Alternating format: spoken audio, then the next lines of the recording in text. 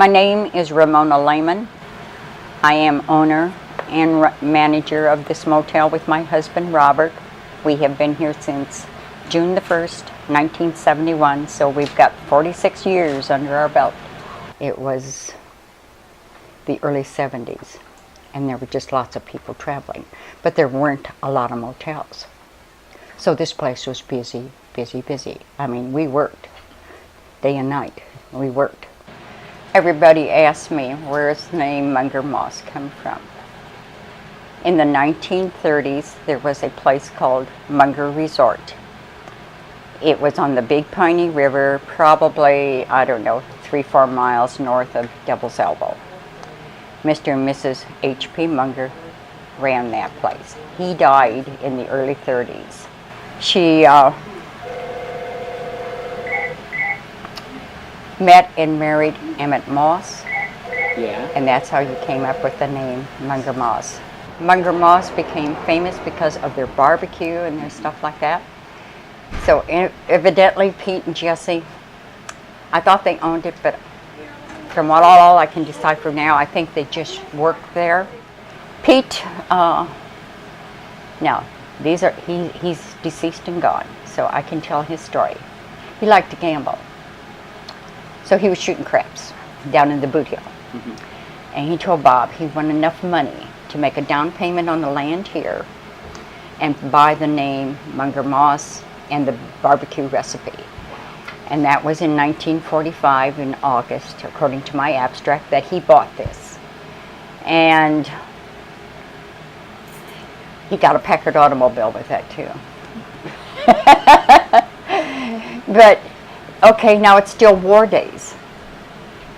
The Second World War is not over yet. So you can't just go buy what you want to buy. Everything was rationed. So he found a guy to get him lumber, and it was called black market lumber. So he had guys who built, and he'd tell them what to do, and then he'd go hide so the feds couldn't stop him from building. And he'd come every night and pay the boys and tell them what to do the next day. And that's how this place got built. But I think the happiest day was when Route 66 come back, or even in the mid-80s already, talking to people about 66 and finding out the history of it.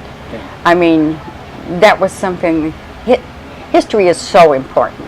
And Munger and the Route 66 is a big part of all history. Second World War is over, everything dies, but here comes the song. Get your kicks on, 66. There comes the TV series, 66.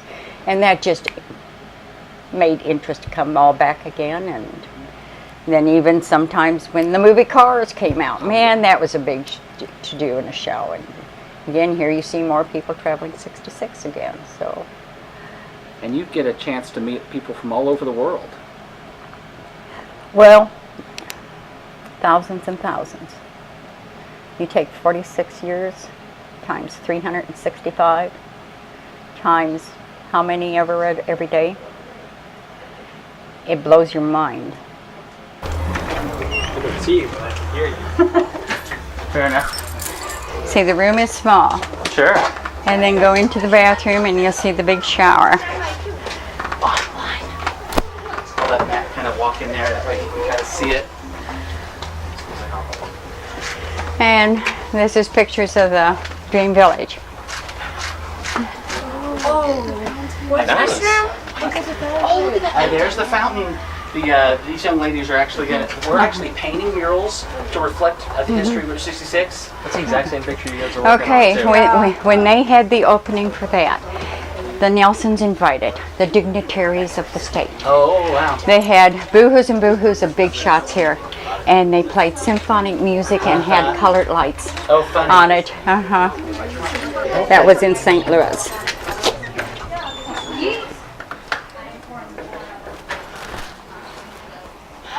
And these pictures are all pictures of what Coral Court was. This was on Watson Road in St. Louis. And this motel became famous because at one time there was a kidnapping in Kansas City, and the kidnappers hid out in this motel for a long time. So Shelley Graham, who wrote a book on the Coral Court, these are copies of her pictures. And here's the last pictures where it came down. Wow. Yeah, all tile and brick. It's all Art Deco design. So who's the pictures in it? No doubt. And over in that corner is pictures of old Munger Moss, Yeah. of the Munger Moss down at the Devil's Elbow. Pictures under the air conditioner are when John Ashcroft was our governor, and we signed the state law that said this was a historic highway. This is what the Dream Village, that fountain, looked like from the air. This is where Elm See that? Street Eatery is now. And so See, it took that's up, Elm it took that whole and block. Jefferson. See, this is the Nelson Hotel, and that's where Mr. Nelson was. And one night, he had a dream, and he woke up, and he got up, and he wrote everything down.